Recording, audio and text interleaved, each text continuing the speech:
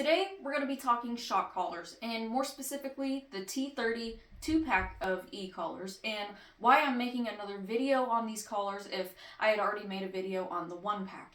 And that is because the 1-pack was actually sent to me at no charge for a review, and this brand of collar worked out so well for me that I just had to go ahead and buy the 2-pack because I have 2 dogs that really benefit from the use of e-collars. So before we get into how I use these training collars, I do want to show you everything that comes in the box and how you're going to pair your collar to the remote. So right out of the box, here's everything we get. So of course you get the 2 e-collars, you get 1 charging cable that is going to charge both the remote and the collars at the same time. You have 2 sets of prongs, and the ones you're going to pick is going to determine the size of your dog and the fur type. So you do have bigger and smaller. Then you have those silicone prong covers to cover the contact points. So these prongs do just very easily twist into place, and then the prong covers just slide right over top, just like this. And then with each collar, you have the option to place these prong extenders on. Now what this is going to do is sit on the base of the collar. You're going to screw the prongs in on top of that, and instead of the shock coming through the prongs, it's going to come through the end of this extender. So say you have a dog with a double coat, German Shepherd, Great Pyrenees, Husky, and even with the longer prongs, it's still not making contact with their neck. This is going to push through that fur and get the ideal contact of the neck that it is needing to transfer that static shock to your dog when it's needed. Again, those are optional. I have fairly short-haired dogs, so I just use the small prongs and no extender. So now taking a look at the remote is one of the big reasons that I really like this collar. A lot of the collars that I have gotten in the past, the remote was really bulky and it just didn't really look good. This is sleek, it is slim, and it's very easy to handle. Alright, so now how do you pair both collars to your remote? So the first thing you want to do is figure out which collar is which. So I'm going to go ahead, turn my remote on with this sliding button here. And you can see it's on channel 2. Okay, so both collars are paired to channel 2 on this remote. You want one on channel 1 and you want the other on channel 2. So to do that, we're going to press this 1/2 button. That's your different channels. We're on channel 1 here. As you can see, nothing is paired. So pick the collar that you want paired, turn it off, turn it back on,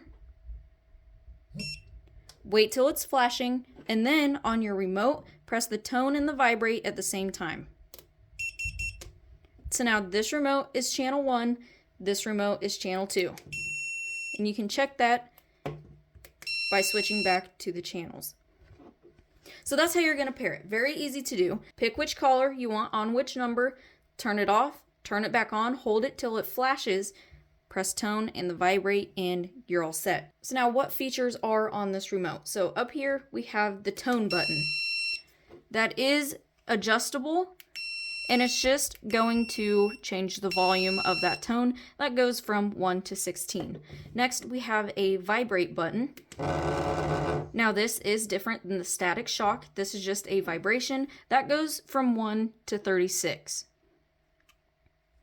And then next you have the static shock that does go to 36 as well. And you can check the function of the shock with your shock tester just by placing the prongs on top here.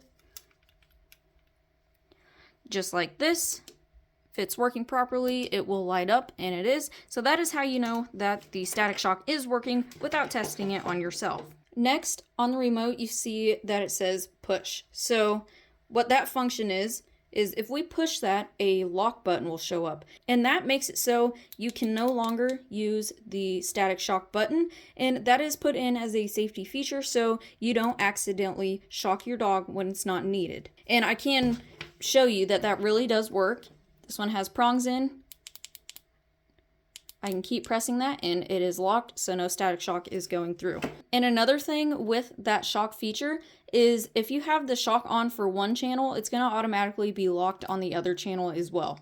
Next, we have this button on the side. This is an LED flashlight feature that is on the collars, so we can press that, change the channel, press it again, and your collars are now little flashlights. A lot of the times with other e-collars, they do say that they have LED lights, but it's just a little ring around the collar itself that is barely visible. So these right here are definitely an upgrade and way brighter than previous collars I've had. So now that you've seen everything that comes with the collar, how to use it, how to use the remote, there is just a little bit of information that I think is important with any of these shock collars. So the first thing is there are tons of training methods with these collars, and you really just have to pick the one that works for you.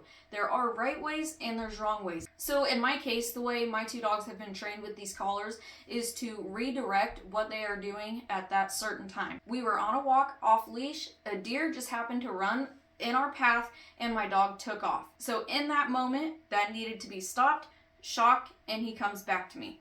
Is it something that needs done all the time? No, because eventually with enough training, they're going to understand what the other two training modes mean, and they're going to stop whatever they're doing or do whatever you want them to do before the static shock comes into play. A way that these are used wrong is as punishment and not really training. So say your dog had an accident.